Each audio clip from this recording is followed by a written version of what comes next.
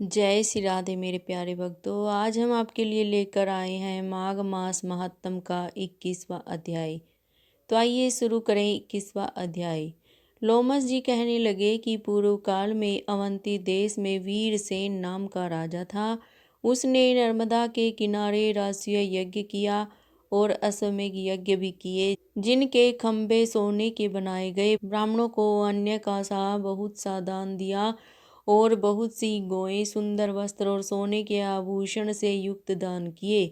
भद्रक नाम का एक ब्राह्मण, जो अत्यंत मूर्ख, कृषि कार्य करने वाला, दुराचारी तथा अधर्मी था, वह भाई बंधुओं से त्यागा हुआ इधर उधर घूमता हुआ देव यात्रियों के साथ प्रयाग में आया और माघ में उनके साथ 3 दिन तक स्नान किया।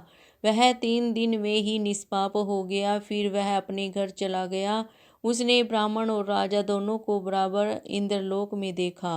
तेज, रूप, बल, स्त्री, वस्त्र और आभूषणों में दोनों समान थे। ऐसा देखकर उसके महात्म्य को क्या कहा जाए। राष्ट्रीय यज्ञ करने वाला स्वर्ग के सुख भोग कर फिर भी जन्म मरण से रहित हो जाता है। गंगा और यमुना के संगम की हवा के स्पर्श से ही बहुत से दुख नष्ट हो जाते हैं। अधिक क्या कहें, और किसी भी तीर्थ में किए गए पाप माघ मास में प्रयाग में स्नान करने से नाश हो जाते हैं। मैं पिशाच मोचन नाम का एक पुराना इतिहास सुनाता हूँ। इस इतिहास को यह कन्याएं और तुम्हारा पुत्र भी सुने, उससे इनको समृद्धि प्राप्त होगी। पुराने समय में देवदूती नाम का बड़ा गंभीर और वेदों का पारंगत एक वैष्णव ब्राह्मण था। उसने पिशाच को निर्मुक्त किया था। वेद निधि कहने लगे कि वह कहाँ का रहने वाला, किसका पुत्र और किस पिशाच को उसने निर्मुक्त किया, आप विस्तार पूर्वक यह सब कथा सुनाइए। लोमस ऋषि ने कहा कि किल्पज्ञ से निकली हुई सुंदर सरस्वती के किनारे पर उसका स्थान था। जंगल के बीच में पुण्य जल वाली सरस्वती बहती थी।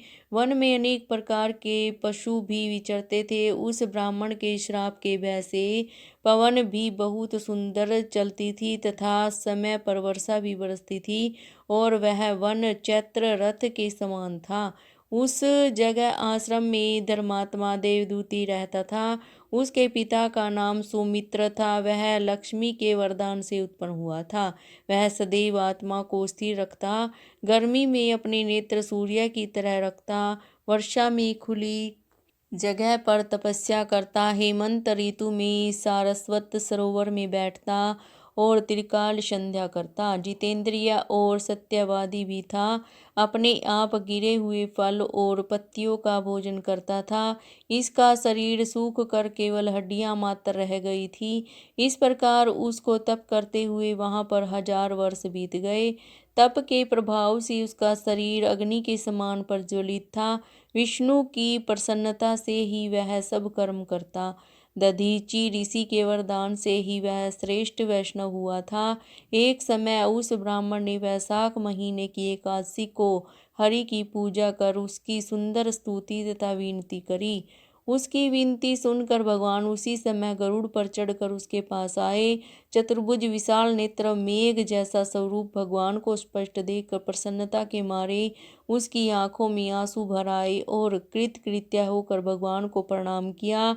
उसने अपने शरीर को भी याद न रखा और भगवान ने कहा कि हे देवदूती, मैं जानता हूँ कि तुम मेरे परम भक्त हो।